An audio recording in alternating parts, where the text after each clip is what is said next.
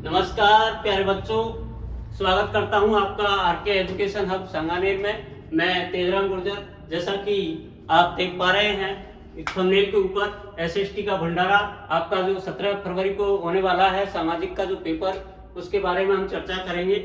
और इसमें जो महत्वपूर्ण प्रश्न है उन पर बात करेंगे कि कौन कौन से प्रश्न हैं जो बार बार एग्जाम पेपर में आते रहते हैं, उनके ऊपर हम चर्चा करते हैं।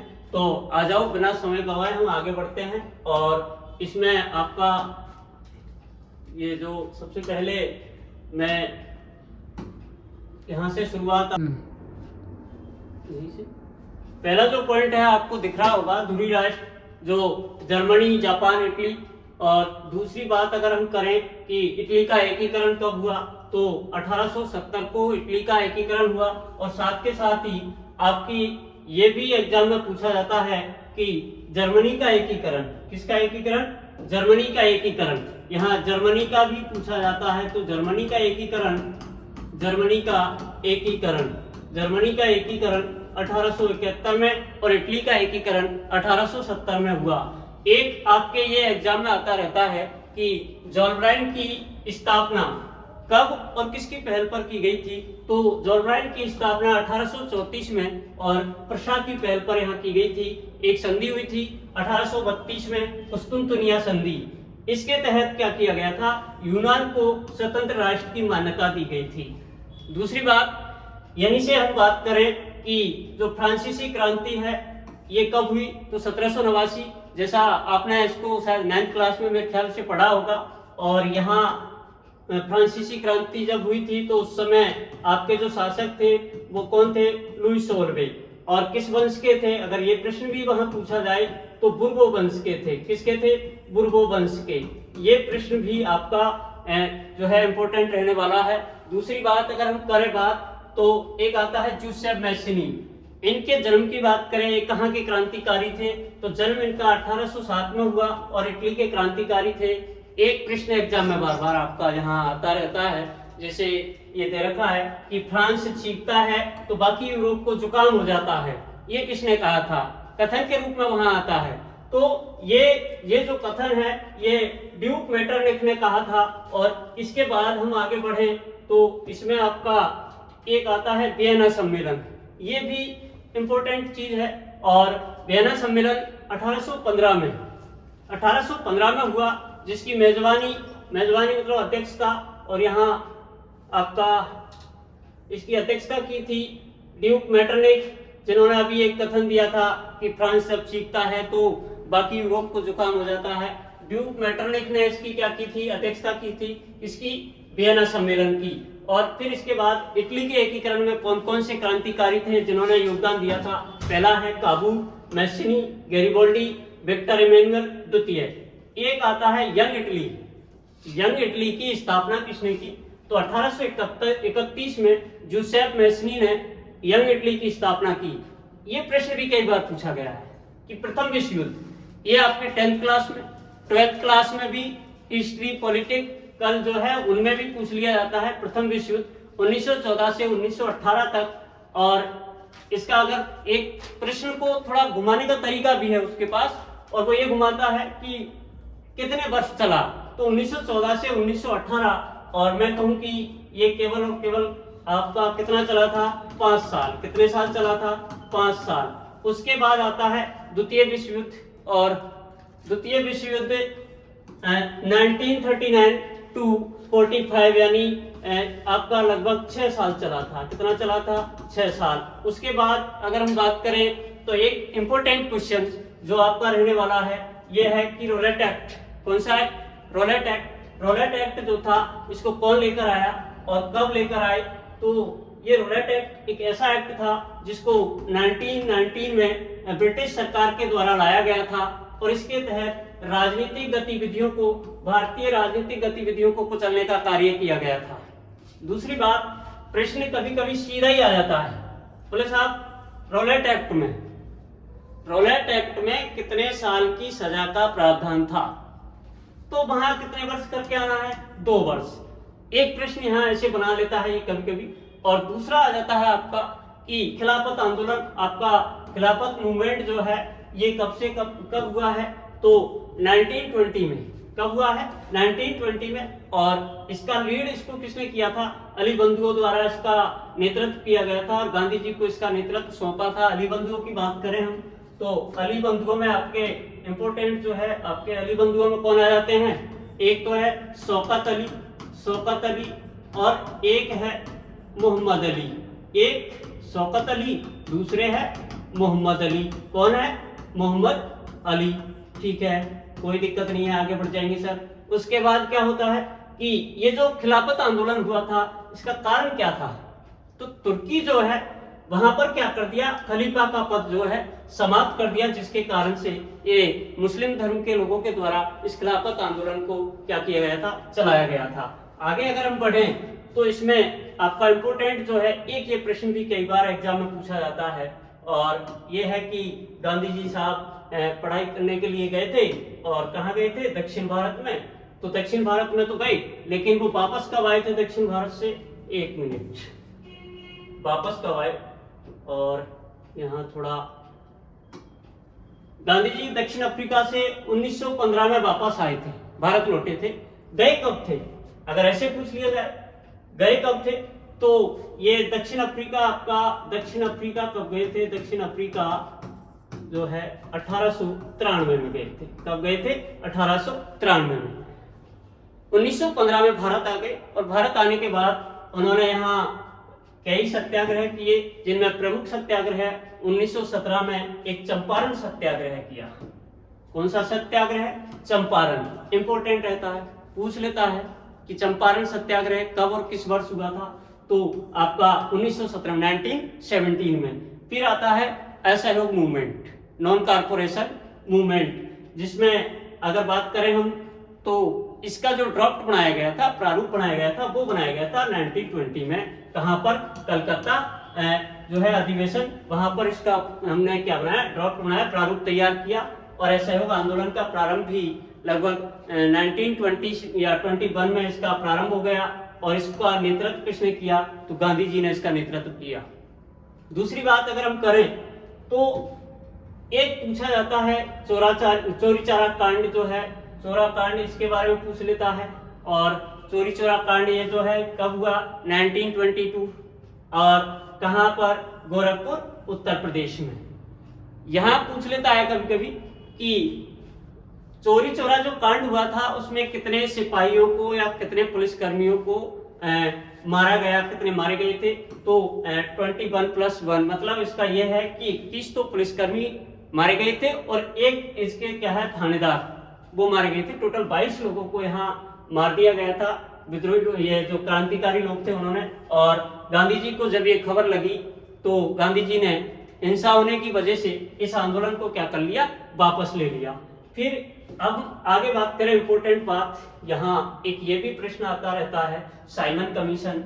साइमन कमीशन के बारे में पूछ लेता है कि साहब साइमन कमीशन की स्थापना किसने की? साइमन कमीशन की अध्यक्षता किसने की, या किसकी अध्यक्षता में इसको बनाया गया था? तो साइमन कमीशन को सर साइमन की अध्यक्षता में बनाया गया था। किसकी अध्यक्षता में बनाया गया था? सर साइमन की अध्यक्षता में बनाया गया था। उसके बाद आता है कि ये साहब बना कब था? 1927 में बना। भारत कब आया? 1928 में आया। कितने सदस्य थे? 7 सदस्य थे। ठीक है, इनमें क्या था? एक भी भारतीय सदस्य नहीं था। सारे के सारे कौन थे? अंग्रेज थे। और इसमें जो है आपका अगर आपको एक इसमें एक ये पूछा जाता है कि नारा किसने दिया था, या कौन सा नारा दिया था? तो इसके विरोध में भारतीयों ने एक नारा दिया था, साइमन कमीशन गो बैक, यानी साइमन कमीशन वापस जाओ, और ये इसमें नारा दिया गया था। ठीक है, इसके बाद आगे बढ़ते हैं और नमक यात्रा की बात कर लेते हैं। गांधी जी के द्वारा चलाई गई थी ये यात्रा, और दांडी मार्च जिसको हम कह सकते हैं। और ये जो है ये यात्रा 1930 में इसको प्रारंभ किया गया था। 1930 कब? 12 मार्च को। 12 मार्च 1930 को इसको प्रारंभ किया गया था। कहां से? साबरमती आश्रम, गुजरात से। और इसकी समाप्ति, इसको समाप्त कब किया गया था? 6 अप्रैल 1930 यानी 1930 को। और कहाँ पर, ये समुद्र के किनारे, किसके किनारे, समुद्र के किनारे, समुद्र के किनारे इसको समाप्त किया। और जहां दांडी नामक स्थान था, दांडी नामक स्थान पर 6 अप्रैल को इसको समाप्त किया गया था। और गांधी जी ने जब ये यात्रा प्रारंभ की तो अपने 78 अनुयायियों के साथ, 78 अनुयायियों के साथ में इस यात्रा को क्या किया था, प्रारंभ किया था। आगे बढ़े तो इसमें यह है कि एक और प्रश्न जिसको बार बार पूछता है एग्जाम में कि दलितों के लिए अलग से पृथक निर्वाचिका की मांग किसने की, तो ये आपके डॉक्टर अंबेडकर ने रखी थी। किसने रखी थी, डॉक्टर अंबेडकर ने। और कौन से सम्मेलन में, द्वितीय गोलमेज सम्मेलन में इसकी मांग रखी थी दलितों के लिए पृथक निर्वाचिका की। फिर आता है एक आपका स्वराज की मांग।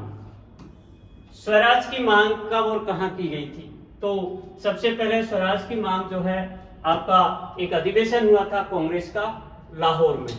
कहां हुआ था, लाहौर में 1929 को। और वहां पर इसकी स्वराज की मांग की गई थी। एक और क्वेश्चन जो आपका आता रहता है कि दलित एसोसिएशन की स्थापना कब की गई थी, तो 1930 में, यानी 1930 में। और इसकी स्थापना अंबेडकर ने की है। किसने की है, अंबेडकर ने। फिर आता है आपका महत्वपूर्ण एक और प्रश्न यहां से बन सकता है कि गांधी इरविन समझौता, गांधी इरविन समझौता कब हुआ, तो कब हुआ है, तब तो आएगा आपका 5 मार्च 1931 यानी 1931। इसमें कितनी सूत्रीय मांग रखी गई थी, तो 11 सूत्रीय मांगे थी। कितनी थी, 11 सूत्रीय। और इसका नेतृत्व ये किस किस के बीच में हुआ, गांधी इरविन समझौता, तो गांधी जी और लॉर्ड इरविन के बीच में समझौता हुआ था। इसकी डेट आपको याद रखनी है, 5 मार्च 1931। फिर आ जाता है आपका पूना पैक्ट। क्या आ जाता है, पूना पैक्ट। पूना पैक्ट की अगर हम बात करें तो ये सितंबर 1932 में हुआ था। और गांधी जी और अंबेडकर के बीच में ये पूना पैक्ट हुआ था। फिर आ जाता है जलियांवाला बाग हत्याकांड। जलियांवाला बाग हत्याकांड, ये प्रश्न बार बार आता है, ये प्रश्न बार बार आता है। और इसकी डेट पूछे तो 13 अप्रैल 1919 हो गया। और कहाँ हुआ, अमृतसर पंजाब में। क्या हुआ, यहाँ गोली चलाने का आदेश किसने दिया, यही पूछ लेता है कभी कभी। तो गोली चलाने का आदेश किसने दिया, जनरल डायर ने। और आपको पता होगा कि जो जनरल डायर था, यहाँ तो गोली चलाने का आदेश दे दिया, भारतीय लोग काफी यहाँ मारे गए थे। लेकिन इसको हमारे एक उधम सिंह नामक क्रांतिकारी ने लंदन में जाकर के क्या कर दिया था, लंदन में जाकर लंदन में मारा था। किसने मारा था, उधम सिंह ने। किसने मारा था, उधम सिंह ने। ठीक है। और उसके बाद हम बात करें कि एक और महत्वपूर्ण जो क्वेश्चन यहाँ से बने, और वो है भारत छोड़ो आंदोलन। यहाँ तक तो हमने मोटा मोटा हमने देख लिया, कई प्रश्न निकलते हैं दूसरे चैप्टर से। और एक आपका निबंधात्मक क्वेश्चन भी यहीं से बनने वाला है। जो भारत छोड़ो आंदोलन है वो आपका 1942 में हुआ था। 1942 में यहाँ एक नारा दिया गया था, करो या मरो। इंग्लिश में बात करें तो do and die, do and die, die. और ये दिया किसने था, महात्मा गांधी ने। ये भी बात हमें याद रखनी है। और इसका सीधा ही पूछा जाता है, या तो पूछ लेगा वो भारत छोड़ो आंदोलन का विस्तार से आप यहाँ वर्णन कीजिए, तो वर्णन करना है। लेकिन जब डेट पूछे 1942 और नारा पूछ लिया जाए, एक तो नारा ये हो गया करो या मरो का नारा जो भारत छोड़ो आंदोलन में दिया। एक आपका साइमन कमीशन वाला जो था, उसमें एक नारा दिया। साइमन कमीशन में कौन सा नारा दिया गया था, साइमन कमीशन गो बैक, यानी साइमन कमीशन वापस जाओ। दूसरा आ जाता है आपका एक पुस्तक है इंपोर्टेंट, और हिंद स्वराज। कौन सी है, हिंद स्वराज नामक जो पुस्तक है, इसके लेखक कौन है, तो महात्मा गांधी। दूसरा ये भी पूछा जाता है कि गुरिल्ला आंध्र आंदोलन, गुरिल्ला या आंध्र आंदोलन, इसका नेतृत्व किसने किया था, अल्लूरी सीताराम ने। किसने किया था, अल्लूरी सीताराम ने। दूसरा आ जाता है एक और यहाँ स्वराज पार्टी, जिसकी स्थापना 1923 में CR दास ने की थी। और फिर एक इंपोर्टेंट, वेरी इंपोर्टेंट प्रश्न हमारा यहाँ से बनता है, इंडरपेस्ट जो एक प्लेग थी, इसका या तो आपसे विस्तार से पूछेगा, या तो विस्तार से पूछेगा। विस्तार से नहीं पूछ रहा है तो सीधा पूछ लेता है कि रिंडरपेस्ट थी तो साहब मवेशियों में फैलने वाली बीमारी थी। क्या थी? मवेशियों में फैलने वाली बीमारी। और कब, कौन से दशक में फैली थी? 1890 के दशक में, 1819 के दशक में। और कहाँ फैली? तो दक्षिण अफ्रीका में। कहाँ फैली थी? दक्षिण अफ्रीका में। इसको हमें विशेष रूप से याद रख के जाना है। और एक आपके ये वाला प्रश्न भी आता रहता है, आर्थिक महामंदी वाला। कौन सा वाला? आर्थिक महामंदी वाला, जो 1929 इंग्लिश में अगर हम बात करें तो ग्रेट डिप्रेशन की बात, ग्रेट डिप्रेशन इसको कहते हैं, विश्व में 1929 में फैली और सबसे ज्यादा असर इस पर अमेरिका पर पड़ा था इसका।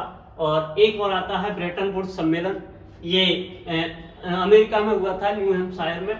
एक आ जाता है इसमें ही कि ये कब हुआ है? 1944 में, जुलाई में। और एक प्रश्न बनता है कि ब्रेटन वुड्स की जुड़वा संतान कौन कौन सी है? तो आईएमएफ को बोला जाता है जो है आपका विश्व मुद्रा कोष और विश्व बैंक। 1944 में विश्व बैंक की स्थापना हुई है और आईएमएफ की स्थापना हुई है 1945 में। और इन्होंने कार्य करना प्रारंभ किया है 1947 से। फिर आ जाता है एक और इम्पोर्टेंट प्रश्न आपका, और ये प्रश्न है गिरमिटिया या अनुबंधित श्रमिक वाला। ये कहाँ से जो है आपका, कौन होते हैं गिरमिटिया? तो 19वीं सदी में, 19वीं सदी में क्या किया जाता था कि आपका भारत और चीन के लाखों मजदूरों को बागानों में या खदानों में, सड़कों में, रेलों के निर्माण की परियोजनाओं में काम करने के लिए दूर देशों में ले जाया जाता था। कहाँ ले जाया जाता था? दूर देशों में, जैसे कि कैरिबियाई द्वीप समूह, मॉरिशस, फिजी, गुयाना। प्रश्न ये बनता है कि गिरमिटिया मजदूरों को कहाँ ले जाया जाता था? तो सीधा आंसर है कैरिबियाई द्वीप समूह, मॉरिशस, फिजी, गुयाना। अब बात करें हम भारतीय उपनिवेशवाद की। उपनिवेशवाद किसको कहेंगे? यानी एक देश पर दूसरे देश का शासन। हमारे यहाँ किसका शासन रहा? अंग्रेजों का। इसमें आ जाता है कि भारतीय व्यापार में सूती कपड़े के निर्यात में गिरावट आ गई थी उस टाइम। और क्या हुआ? सन 1800 के आसपास निर्यात में सूती कपड़ा 30% था। दूसरे देशों को हम 30% भेजते थे, लेकिन 1870 में घटकर ये प्रश्न पूछा जाता है और कितना रह गया? तो आपका जो है ये 3% पर आ गया। दूसरा है पहला विश्व युद्ध। अभी हमने इसकी चर्चा करी है। 1914 to 18 यानी 1918 तक दो खेमों के बीच में हुआ, मित्र राष्ट्र। और ये प्रश्न भी बन सकता है, मित्र राष्ट्र में कौन कौन से राष्ट्र आते हैं? ब्रिटेन, फ्रांस, रूस और इटली। दूसरा आ जाता है मित्र राष्ट्र में, ये तो आ गया। फिर हम पढ़ेंगे केंद्रीय शक्तियों की। केंद्रीय शक्तियां कौन कौन सी है? जर्मनी है, ऑस्ट्रिया है, हंगरी है, तुर्की है। प्रथम विश्व युद्ध में 90 लाख लोग मारे गए थे और 2 करोड़ लोग इसमें घायल हो गए थे। अभी हमने चर्चा करी है कि 5 साल इसमें टोटल लगे हैं। फिर आ जाता है, अभी ग्रेट डिप्रेशन की बात करी, महामंदी की। जो महामंदी कब फैली है? 1929 में। सर्वाधिक प्रभाव अभी हमने चर्चा करी अमेरिका पर, और भारत में प्रभाव यहाँ पर क्या हुआ? 1928 से लेकर 1928 से 34 तक भारत का आयात निर्यात घट करके 50% रह गया। कितना रह गया? 50%। गेहूं की कीमत गिर गई, और गेहूं की कीमत कितनी रह गई? सिर्फ 50% रह गई। और एक प्रश्न भी पूछा जाता है कि G77 क्या है? G77 क्या है? G77 ये डेवलपमेंट जो कंट्रीज है उनका एक ग्रुप है, यानी विकासशील देशों का समूह है। एक ये प्रश्न भी पूछा जाता है रेशम मार्ग सिल्क रूट वाला। तो रेशम मार्ग सिल्क रूट की बात हम करें तो आधुनिक काल से पहले जिन मार्गों से चीनी रेशम का पश्चिमी देशों में क्या किया जाता था? इनको भेजा जाता था, रेशम मार्ग कहलाता है। ये मार्ग एशिया को यूरोप और उत्तरी अफ्रीका से जोड़ता है। फिर आ जाता है एक ये अफ्रीका का जो बंटवारा हुआ था, इसके लिए बैठक कहाँ हुई? तो बैठक हुई थी 1885 में बर्लिन में। कहाँ हुई थी? बर्लिन में। फिर आ जाता है कॉर्न लॉ, ये भी इंपॉर्टेंट रहने वाला है। कॉर्न लॉ, ब्रिटिश सरकार ने कानूनों के सहारे मक्का के जो है आपका क्या है आयात, जिस पर पाबंदी लगा दी, और इसी को हमने क्या कहा? Corn law. फिर आ जाता है कैनाल कॉलोनी। क्या है? Canal colony. तो पंजाब में जो कुछ कॉलोनियां बसी हुई थी, वहां नहरों की सिंचाई वाले क्षेत्रों में उन कॉलोनियों को बसाया गया और उन लोगों के लिए क्या किया गया था? पानी की व्यवस्था की गई थी, वो कैनाल कॉलोनी कहलाई। एक आ जाता है चटनी म्यूजिक। अभी चटनी म्यूजिक कहाँ था? त्रिनिदाद और गुयाना में। मशहूर एक म्यूजिक था जो भारतीय प्रवासियों को पहुंचने के लिए, उसके बाद सामने रचनात्मक अभिव्यक्ति का क्या था? एक महत्वपूर्ण उदाहरण चटनी म्यूजिक त्रिनिदाद और गुयाना, सीधा सा आंसर है। फिर आ जाता है आपका आदि औद्योगिकीकरण। थोड़ा स्पीड से हमें खींचना पड़ रहा है क्योंकि एक तो क्लास लंबी हो जाएगी और समय भी हमारे पास में क्या है, समय का थोड़ा अभाव है। और आदि औद्योगिकीकरण की अगर हम बात करें, आदि औद्योगिकीकरण क्या है, तो आदि औद्योगिकीकरण कहते हैं भैया औद्योगिकीकरण के से पहले का जो युग था, यानी ये जो कारखाने नहीं आए थे उससे पहले का जो समय था वो आदि औद्योगिकीकरण कहलाया। और इस समय में आपके जो प्रोडक्ट थे, वस्तुएं थी, उनका निर्माण किससे होता था, हाथ से होता था। वो युग आदि औद्योगिकीकरण युग कहलाया। और सबसे पहले कारखानों की शुरुआत कहाँ से हुई थी, तो इंग्लैंड में सबसे पहले कारखानों की शुरुआत हुई थी और 1730 के दशक में ये सबसे पहले इंग्लैंड में कारखाने खोल लिए गए थे। फिर आता है आपका एक ये है कि आपका ये स्पेनिंग जेनी, ये बड़ा प्रश्न बड़ा फेवरेट है एग्जामिनर का। वो क्या बोलते हैं पेपर सेटर का कि स्पेनिंग जेनी का आविष्कार किसने किया था, तो जेम्स हरग्रीव्स ने इसका आविष्कार किया। और कब किया, 1764 यानी 1764 में। और एक प्रश्न यहाँ से आपका ये भी है कि भारत की पहली कॉटन मिल या पहली कपड़ा मिल, सूती वस्त्र मिल 1854 में छपता है। ये पिछली बार भी आ गया था एग्जाम में, 1854। और 1854 में पहली कपड़ा मिल बंबई में खुली। दूसरा आपका ये इंपॉर्टेंट है कि 1855 में क्या हुआ, बंगाल में जूट मिल लगी थी। और जूट का ही अन्य नाम है गोल्डन फाइबर, जिसको हम कहते हैं सुनहरा रेशा। क्या कहते हैं इसको, सुनहरा रेशा कहते हैं। एक आपका उत्तरी भारत जो आपके उत्तर प्रदेश में एल्गिन मिल लगाई गई है, 1860 में इसको लगाया गया था। और फिर आ जाता है आपका इंजन भाप वाला, जो इसने क्या किया, न्यू कॉमेन ने तो इसको बनाया था भाप के इंजन को, लेकिन इसको पेटेंट किसने करवाया था, जेम्स वॉट ने। कब करवाया, 1871 में। और एक प्रश्न यहाँ से आपका ये भी इंपोर्टेंट रहने वाला है, 1874 में मद्रास में पहली कताई मिल लगाई। और अभी हमने पढ़ा था कि 1854 में 1854 में मुंबई में क्या किया गया था, सूती कपड़ा मिल लगाई। और 1855 में 1855 में जूट मिल लगाई गई थी बंगाल में, 1874 में मद्रास में। और ये आपका आ गया 1912 जो है, यहाँ जे.एन. टाटा जमशेदपुर में क्या करते हैं, एक लौह इस्पात संयंत्र स्थापित कर देते हैं। ये प्रश्न भी आपके इंपोर्टेंट है। दूसरा ये आपका महत्वपूर्ण रहने वाला है कि दो जादूगर चित्र में अलादीन, ये अलादीन हो गया है, अलादीन है, ये किसका प्रतीक है, तो पूरब और अतीत का प्रतीक है। किसका प्रतीक है, पूरब और अतीत का। 1917 में कलकत्ता में देश की पहली जूट मिल लगाई। और इसमें जो मारवाड़ी व्यवसायी था, मारवाड़ी जो बिजनेसमैन था, उसका नाम क्या था, तो सेठ हुकमचंद आएगा। ये इंपोर्टेंट रहने वाला है। दूसरा, भारतीय निर्माताओं द्वारा बनाए गए विज्ञापन भारत के स्वदेशी या राष्ट्रवादी संदेश के वाहक बन गए थे। यानी जो भारतीय निर्माता थे उनके द्वारा क्या दिए गए थे, विज्ञापन, और उनमें भारत के स्वदेशी राष्ट्रवादी संदेश छापे गए थे। और ब्रिटेन में 19वीं सदी में हाथ से तैयार किए जाने वाले जो प्रोडक्ट थे, ये प्रश्न आया था शायद पिछली बार, तो हथौड़े और कुल्हाड़ियां ये थे। और आपका विदेशों के साथ व्यापार वाले जो बंदरगाह, यानी बंदरगाह किनको कहेंगे, बंदरगाह जहां से विदेशों के साथ हम व्यापार करते थे समुद्री मार्गों के जरिए। एक तो आपका सूरत, और सूरत कहाँ है, तो सूरत जो है आपका ये था गुजरात में, ये कहाँ है, गुजरात। और हुगली कहाँ है, पश्चिम बंगाल में। कहाँ है, पश्चिम बंगाल में। ये आपके मैप में आते हैं, सूरत है, हुगली है, इनको मैप में दे देता है। दूसरा आपका ये है कि 1772 में ईस्ट इंडिया कंपनी के अधिकारी हेनरी पतुलो ने कहा कि भारतीय कपड़ों की मांग कभी क्या नहीं हो सकती, कम नहीं हो सकती। पूछ क्या सकता है वो कि किस अंग्रेज अधिकारी ने कहा था। और इसमें आपका आ जाता है कि बंबई के दो उद्योगपति जिन्होंने 19वीं सदी में विशाल औद्योगिक साम्राज्य स्थापित किए, एक तो डेंसा पेटेंट, जमशेदजी नुस्वान जी टाटा, जे.एन. टाटा जिनका पूरा नाम है। मुद्रण की सबसे पहली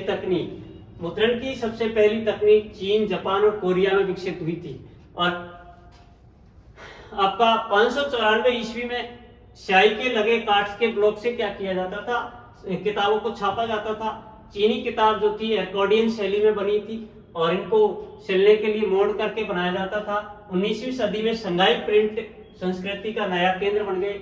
जापान में मुद्रण की व्यवस्था की अगर बात करें, यहाँ से प्रश्न पूछता है कि जापान में मुद्रण की व्यवस्था को कौन लेकर गया, तो बौद्ध प्रचारक लेके गए। कब लेके गए थे? 768 से 70 के आसपास। और यहाँ एक पहली बुक तैयार हुई थी 1868, ये प्रश्न आता है, और जिसका नाम था डायमंड सूत्र, और सबसे पहली प्राचीन पुस्तक जापान की ये थी। फिर आता है यूरोप व इटली में मुद्रण। यूरोप और इटली में, इटली का एक यात्री था जो थे मार्को पोलो, ये चीन से क्या लेकर गए थे? Would block. क्या लेकर गए थे? Would block. जर्मनी के यूहान गुटेनबर्ग ने आधुनिक छापे खाने का आविष्कार किया। प्रश्न पूछा जाता है कि आधुनिक छापे खाने का आविष्कार किसने किया? तो यूहान गुटेनबर्ग ने किया। किसने किया? यूहान गुटेनबर्ग ने। फिर आ जाता है आपका ये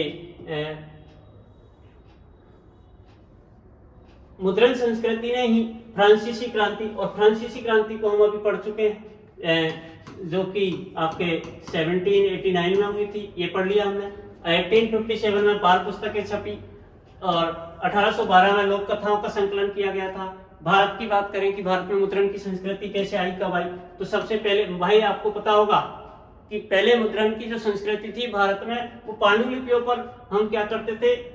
छपाई का काम करते थे। और ये पांडुलिपि जो होती है किसके पत्तों से बनी होती है? ताड़ के पत्तों से, इतना ध्यान रखना है। पांडुलिपियां कौन कौन सी भाषाओं में छापी गई थी, बनाई गई थी? तो अरबी, संस्कृत और फारसी, ये तीन भाषा इंपोर्टेंट है। अरबी, संस्कृत और फारसी भाषा में इनको क्या किया जाता था? छापा जाता था। और फिर आ जाता है आपका कि भारत में प्रिंटिंग प्रेस सबसे पहले आपके कहां पर आई थी? 16वीं सदी में। सदी पूछे तो 16वीं सदी। और कहां? 1556 में कहां आई थी? गोवा में आई थी। कहां आई थी? गोवा में। आगे बढ़े, और सबसे पहले भारत में पुर्तगाली धर्म प्रचारक, इसको हम कह सकते हैं कि लेकर आए थे। और ये आपका हो जाता है 1674 में यहाँ पर 50 पुस्तकें कोंकणी और कन्नड़ भाषा में छपकर तैयार हुई। 1579 में पहली तमिल पुस्तक, ये यहाँ से प्रश्न बनता है। और 1579 में तो पहली पुस्तक तमिल पुस्तक छपी। 1713 में पहली मलयालम पुस्तक छपी, और किसने छापी थी? कैथोलिक पादरियों ने। ये बातें आपको ध्यान में रखनी है। फिर आ जाते हैं राजा राम मोहन राय। कहाँ के थे? सब बंगाल के थे। इनकी एक जो रचना है ये इंपोर्टेंट रहती है, संवाद कौमुदी। क्या? संवाद कौमुदी 1821 में इन्होंने इसकी रचना करी थी, और ये एक समाचार पत्र था। 1829 में विलियम बेंटिक से इन्होंने क्या किया? मिलकर के विलियम बेंटिक से सती प्रथा पर रोक लगाने के लिए इन्होंने आग्रह किया, और इनके प्रति रूढ़िवादी लोगों ने राजा राम के विचारों का खंडन करते हुए समाचार चंद्रिका नामक एक बुक है, उसका प्रकाशन किया। और तो आपके फारसी अखबारों के नाम भी एग्जाम में बार बार पूछता रहता है। यहाँ देखें तो एक तो है जामे जहानामा, और दूसरा है शमसुल अखबार। ये दोनों के दोनों ही 1882 में यानी 1882 में छापे गए थे। एक आ जाता है, पिछली बार आया था आपके एग्जाम में कि साहब रामचरित मानस की रचना, अरे रामचरित मानस की रचना किसने की? तो तुलसीदास जी ने। और कब की? तो 16वीं शताब्दी में। लेकिन आपका इसका प्रकाशन हुआ था 1810 में। कहां से? कोलकाता से, मतलब बंगाल से। ठीक है, आगे बढ़ जाएं। और 1870 तक आपके उपन्यास, गीत, कहानी, कैरिकेचर, कार्टून छपने लगे। 1820 में कोलकाता सुप्रीम कोर्ट ने प्रेस की आजादी को नियंत्रित करने के लिए एक नया कानून जो है प्रस्ताव जो है पास कर दिया। एक तो हमने रोलेट एक्ट को पढ़ा, जो रोलेट एक्ट आपका 1919 को जो आपका पंजाब वाला मामला था उससे संबंधित था। और एक आ जाता है वर्नाक्यूलर प्रेस एक्ट, इसमें प्रेस की आजादी को नियंत्रित किया 1878। और इसी वक्त एक और आपका आर्म्स एक्ट यानी भारतीयों को हथियार रखने पर जो है रोक थी, 1878 में ये पारित किया था। लॉर्ड लिटन ने भारतीय समाचार पत्रों पर वर्नाक्यूलर प्रेस एक्ट के तहत कठोर प्रतिबंध लगा दिया था। दूसरा, हम आगे बढ़े और आपका ये आ जाता है 1448 में स्टोन्सबर्ग के यूहान गुटेनबर्ग ने जैतून प्रेस का क्या किया था? आविष्कार किया था। इसको पूछता है जैतून प्रेस का आविष्कार। और सबसे पहली पुस्तक जो है स्टोन्सबर्ग की जो है आपका गुटेनबर्ग की, सॉरी, ये है बाइबिल। कौन सी है? बाइबिल है। दूसरा आपका आ जाता है, ये इंपॉर्टेंट प्रश्न यहाँ से एक बनता है, बंगाल गजट पत्रिका। ये पत्रिका जो थी कैसी पत्रिका थी? तो साप्ताहिक पत्रिका थी। दूसरा, इसका संपादन जेम्स ऑगस्ट हिक्की ने 1780 में किया था, 1718 में। और बंगाल गजट, तो बंगाल गजट है एक पत्रिका, एक अखबार। अखबार का प्रकाशन किया था गंगाधर भट्टाचार्य ने, और इसका प्रकाशन जेम्स ऑगस्ट हिक्की ने किया था। दूसरा आ जाता है एक और रचना इंपोर्टेंट, अमार जीवन। कौन सी? अमार जीवन, रससुंदरी के द्वारा। रससुंदरी बंगाल की एक महिला थी, उनके द्वारा ये रचना जो है की गई है। ये आपका दूसरा आ जाता है केसरी प्रकाशन। कौन सा प्रकाशन? केसरी। और इसका प्रकाशन किसने किया था? तो बाल गंगाधर तिलक ने। आपका जो है मार्टिन लूथर, ये जर्मनी के धर्म सुधारक थे। प्रश्न पूछ लेता है मार्टिन लूथर कौन थे? तो मार्टिन लूथर कहाँ के थे साहब? जर्मनी का धर्म सुधारक था। और इसने क्या किया? वह पोप तथा कैथोलिक चर्च का कट्टर क्या था? विरोधी था। एक प्रश्न ये पूछा जाता है कि राजा रवि वर्मा कहाँ के थे? तो केरल के थे। क्या थे? चित्रकार, भारतीय चित्रकला के जनक। एक आ जाता है उलमा। उलमा कौन होते हैं? उलमा इस्लामी कानून और शरिया के क्या होते हैं? विद्वान होते हैं, मुस्लिम धर्म से संबंधित होते हैं। फतवा क्या होता है? ये मुफ्ती के द्वारा एक वैधानिक घोषणा होती है, जिसको हम क्या कह सकते हैं? फतवा कह सकते हैं। प्रश्न पूछा जाता है रामास्वामी नायकर, इनको हम पेरियार भी कह सकते हैं, पेरियार के नाम से जाने जाते हैं। और कहाँ के हैं? ये मद्रास के हैं साहब। कहाँ के हैं? मद्रास के फेमस लेखक हैं। उसके बाद आ जाता है आपका महाराष्ट्र की ऐसी दो महिलाओं के नाम बताइए जिन्होंने नारी दशा के बारे में लिखा। एक तो ताराबाई शिंदे, एक आ जाता है पंडिता रमाबाई। गुलामगिरी की बात करें, ये इंपोर्टेंट है। एक तो आपका संवाद कौमुदी जो 1821 में राजाराम मोहन राय के द्वारा लिखी गई थी। आपका गुलामगिरी किसकी है? ज्योतिबा फूले की है। और इसको कब लिखा गया था? 1871। पिछली बार आया था कि गुलामगिरी की रचना 1871 में किसने की थी? तो ज्योतिबा फूले ने। और कैसे थे ज्योतिबा फूले? मराठी प्रणेता। फिर आ जाता है आपका एक ये लक्ष्मीनाथ बेजबरुआ। ये कौन थे? असमिया साहित्यकार, यानी असम के एक साहित्यकार थे। और जो इनका जन्म 1868 में और मृत्यु इनकी 1938 में। इनकी किताब थी बूढ़ी आयर साधु, दादी की कहानियां। इनका गीत देखो, गीत के लिए पूछ ले, ओ मोर अपुनर देश, ओ मेरे प्यारे देश की भूमि। फिर आ जाता है आपका, ये तो हिस्ट्री का मामला कंप्लीट हुआ। यहाँ तक आपके 5 चैप्टर क्लियर हुए। मैं समझता हूँ कि आपको बहुत सारे प्रश्न देखने को यहाँ से मिलेंगे। और तो इसी के साथ हमारी ये जो है हिस्ट्री कंप्लीट होती है। और अब हम मिलेंगे नए अगले लेक्चर में। और अगर आपको ये पीडीएफ की जो है जरूरत है, बोलो, अगर आपको पीडीएफ चाहिए तो बायो में लिंक दी हुई है, वहां से आपको मोबाइल नंबर पर आपको ये मिल जाएगी। मोबाइल नंबर पर मैसेज कर देना और ये पीडीएफ वहां प्राप्त हो जाएगी।